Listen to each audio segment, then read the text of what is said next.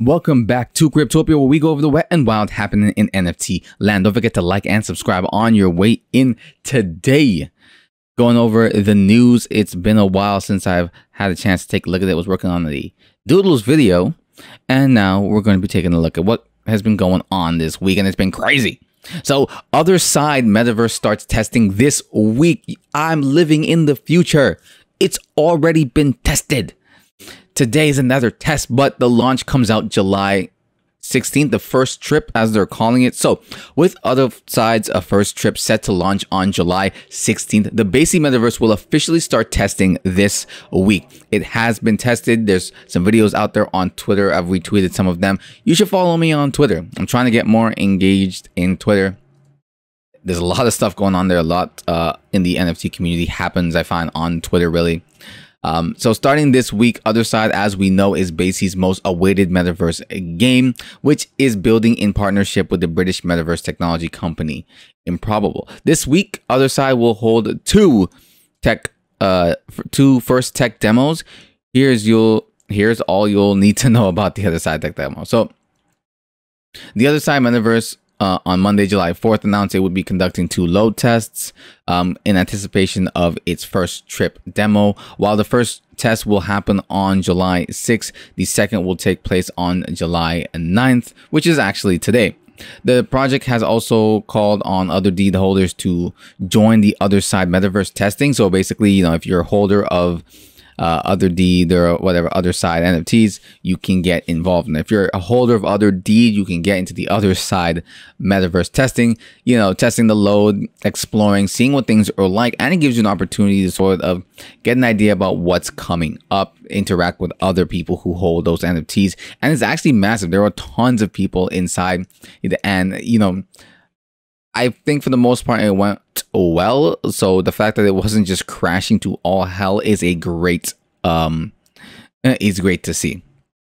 So such a load tests are essential to ensure a smooth launch of the Other Side Metaverse. As the team explained in a tweet thread, the purpose of this load test is to push the Other Side platform to its limits with the probable team. This will help inform exactly where the breaking points might be before the first trip on the 16th in order to create the best experience possible for tech demo. Needless to say, both load tests are token gated. In other words, only those who hold at least one Other Deed NFT will be able to take part in the Other Side Metaverse testing, which I brought up. So this is pretty big news. I would say a lot of people are really excited about what's coming out of this. I'm excited to see we're finally getting to see metaverses kind of start to come out in their full swing. I know we have the Sandbox. I know we've got Decentraland and some others, but this is one of the biggest and most anticipated ones, and I'm super excited to see kind of exactly where this goes, because it's going to set the groundwork of what the expectation of these metaverses that are coming out of these centralized groups, which a lot of people aren't happy about that it is centralized. But what the fuck? Are you surprised?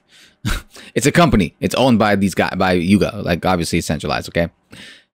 Doesn't mean it can't be good. Doesn't mean it can't be fun. Doesn't mean you can't enjoy yourself. So next up, we've got a Reddit freaking story here. This is another thing that I found a lot of people, had mixed feelings about. Though I don't think it was as bad, but maybe what I was watching didn't make it out to be as bad as it might have been. So Reddit will sell collectible avatars, and yes, they are NFTs. So compared to other social media sites, Reddit doesn't really showcase pictures. You don't really see a lot of that, though you can see a lot more of people than just a simple face photo if you go to the right subreddits, if you know what I mean. And so, but what most people will adorn on their little icon section is a variation of their site's mascot.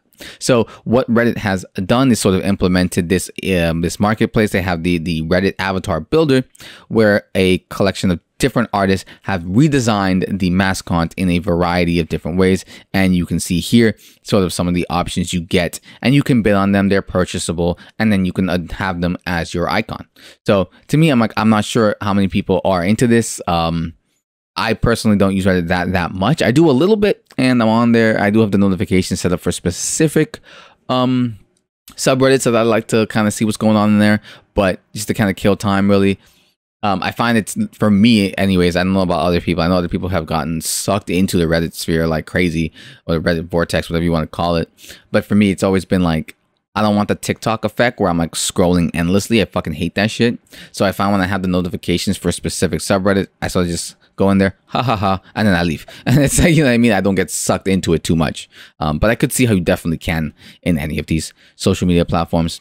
So the collectible avatars are stored and managed in the Vault, a blockchain-powered wallet on Reddit, where Redditors currently store their community points. They can be traded on secondary marketplaces like OpenSea or SuperRare, but at least at launch, they can't be sold directly on Reddit itself. So this is pretty cool.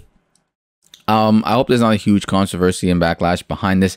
A lot of people get mad whenever NFTs are in anything these days, without even understanding what NFTs really are and what they can do and how they provide to, you know, the world as a whole. They really just see negative, negative, negative, and that's kind of what the media pushes a lot of the time.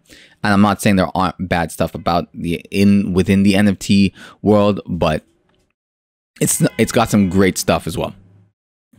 So next we got the Sandbox brews up excitement for Alpha Season 3. Celebrated Vortex Jamboree. The Sandbox has begun firing up the hype train for its next eagerly awaited Alpha season, testing the arrival of its third action-packed installment set to arrive this summer.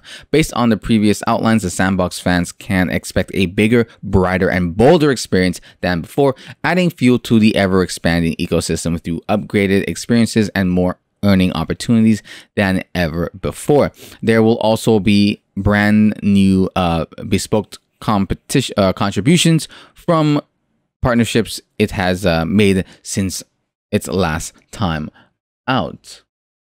So in the previous alpha seasons consisted of one whole month of exciting the Sandbox games and explorations. However, as with all the great sequels, expect a bigger, longer, and infinitely more immersive, fully interactive spectacle. Taking the bull by the horns and sending those with a longing to explore down a purely voxelated, fun-filled rabbit hole. So shut those blinds and crank up the AC. The Sandbox has designed to steal your summer. So Sandbox is coming out with some great new things. Not really sure. I don't spend too much time exploring what's actually happening in the Sandbox, but if people are interested in learning about it, check it out. Check out the Sandbox. There's exciting stuff. It's one of the bigger known metaverses out there, or up there with Decentraland. Whether it will stay up there for how long, who knows, especially as the BAYC one starts to sort of take form. You'll see. But if you're super excited, if you know about the Sandbox, this is probably something you've been eagerly waiting for. And if you don't and you're interested, why not go check it out? It is one of the bigger, well-known metaverses, slated to at least stay here for a while. They got tons of games within the overall huge metaverse itself. So it's worth a look if you're interested in any of what I just said at all, even a little bit. So we got a lot of metaverse stuff going on here because I feel like I don't talk enough about the metaverse.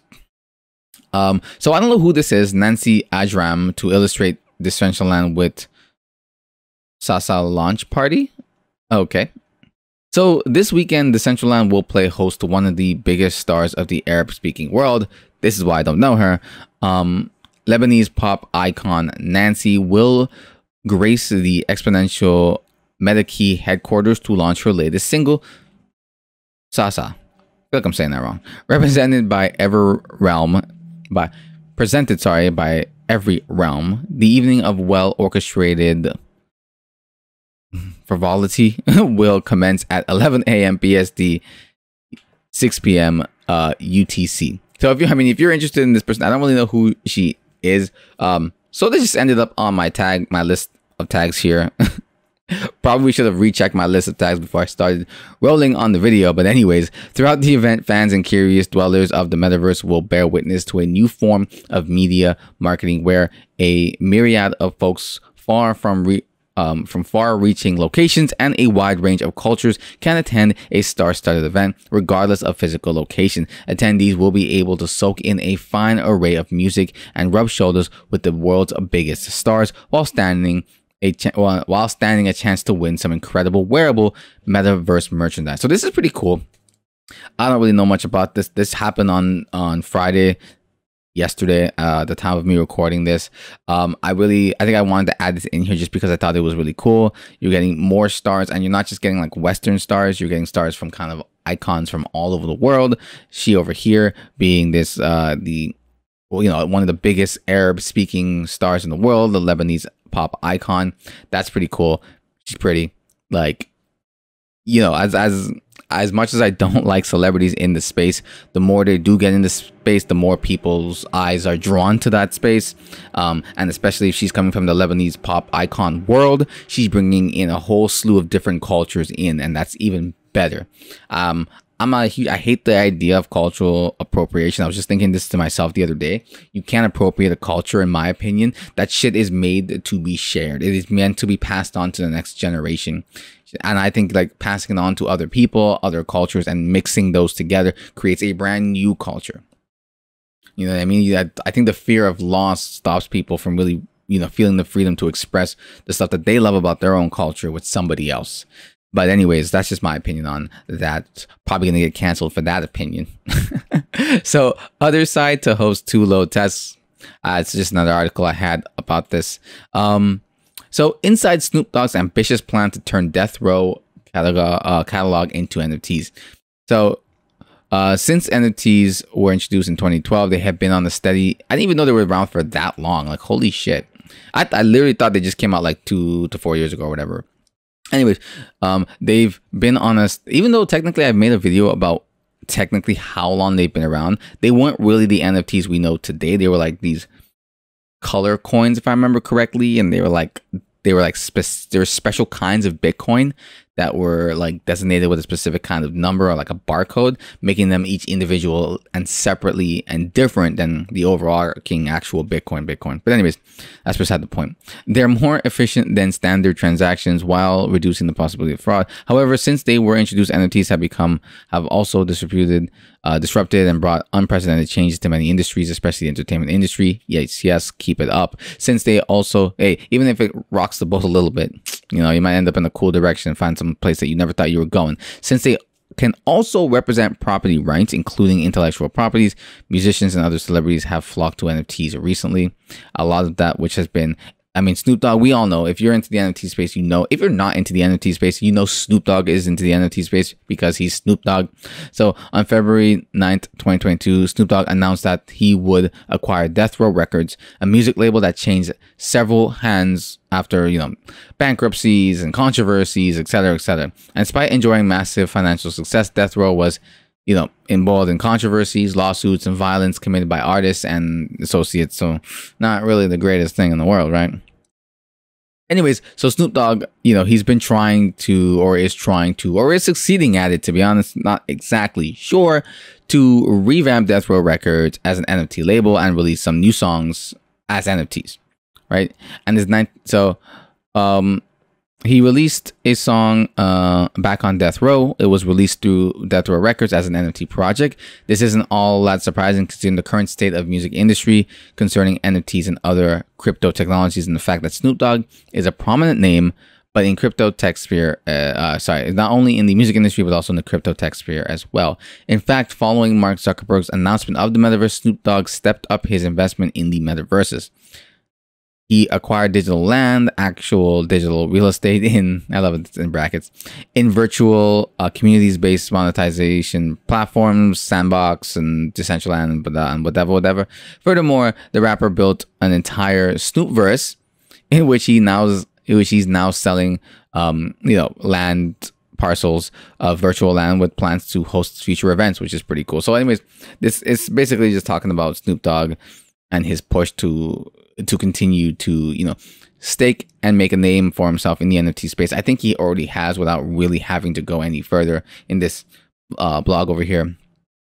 Like, we all know who Snoop Dogg is, and he's going to be huge in this. And, again, I don't like celebrities in the space, but they do help a lot, and they have their place in it. So, or they have not that their place, but their influence is, very useful if done correctly. Not to shill shit, but to actually, introduce people to the brand new way that you can do things. You don't have to, but you can.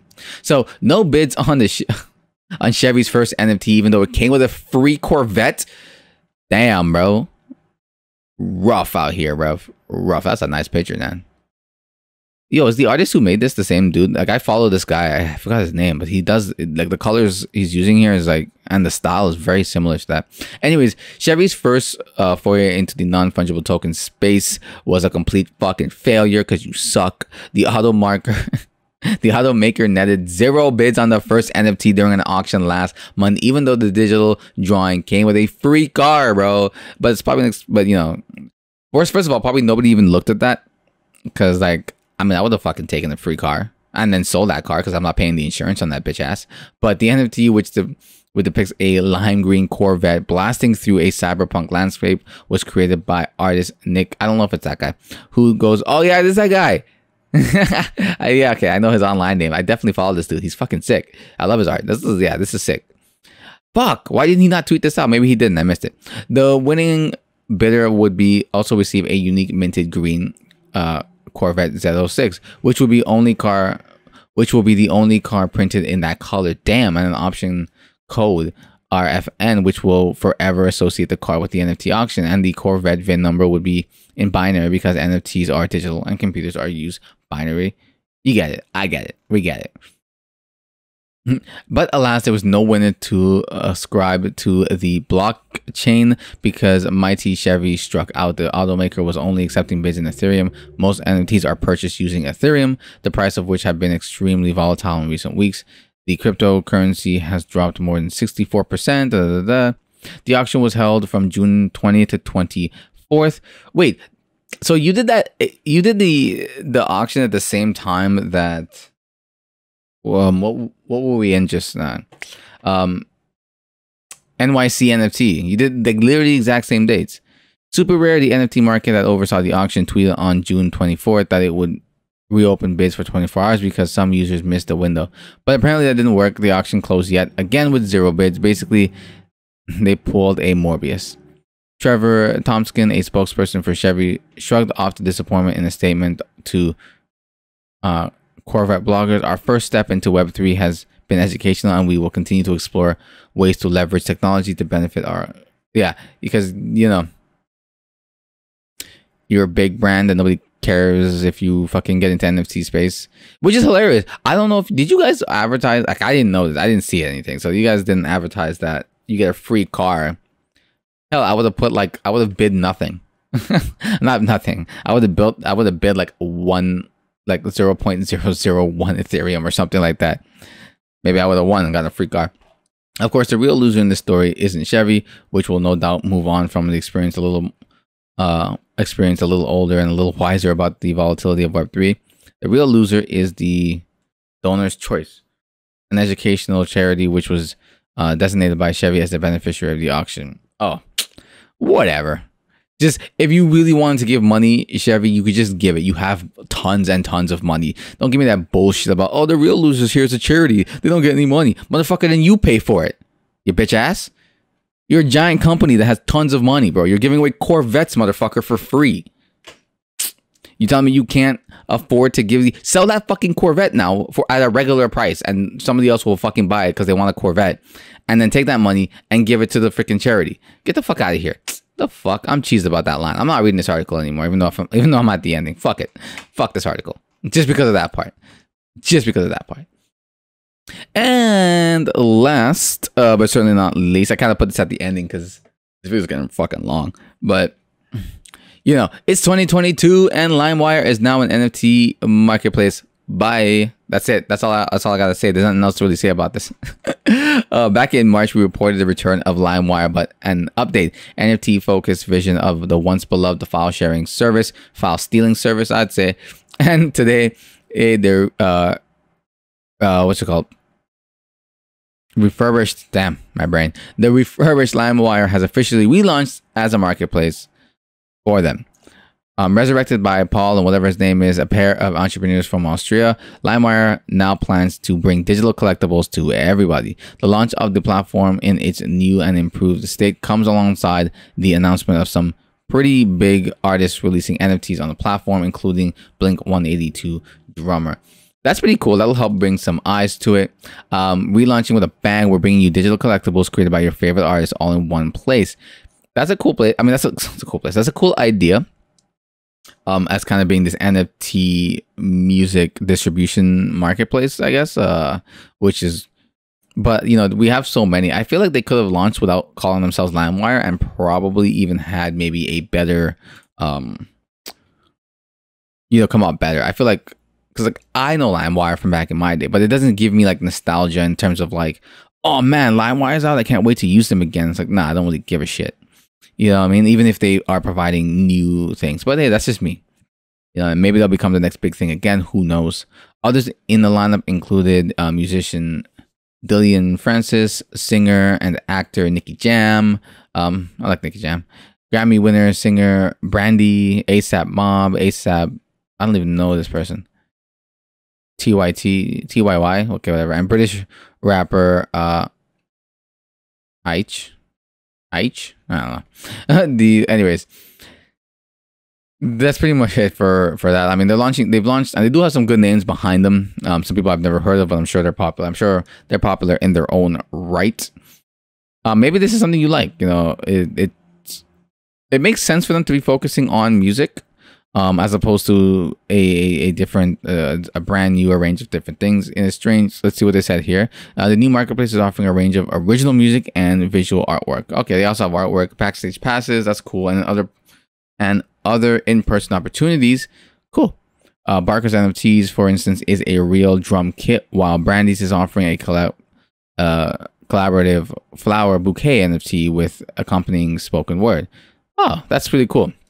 So they are doing some original, like, crazy stuff, like especially adding in some extra perks to your NFTs. So that's cool. So, you know what, maybe this will become something that's a little bit, oh, what's this? LimeWire will handle the NFT gas fees or the fees required to compensate for the computerization or the energy you needed to process transactions when it comes to blockchain.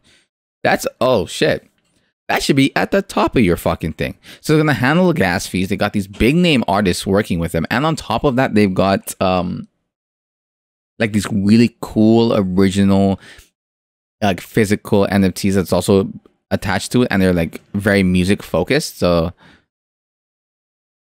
that's cool. Actually, you know what? Maybe LimeWire is doing it right. Like, if they get their marketing down correctly. Because I think a lot of it might be like, oh, well, they are LimeWire, but it's, you know, LimeWire is so old by this point. The next generation has no idea what LimeWire even is. So they have a lot of potential though, with a lot of cool stuff happening. I guess we'll see as things progress. Anyways, guys, thanks for watching. Like, comment, and subscribe. Let me know what you think about any of these stories we went over, and I'll see you all next time.